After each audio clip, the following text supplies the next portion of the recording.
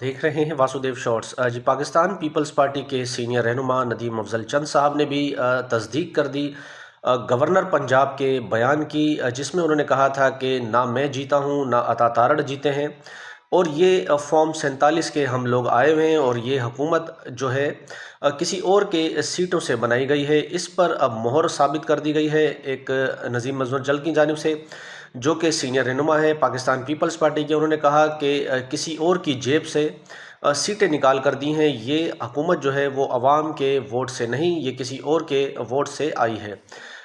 ये तो तस्दीक हो गई। अब देखें इनके ऊपर पीका का एक्ट या कोई और चीज़ लागू होती है या नहीं।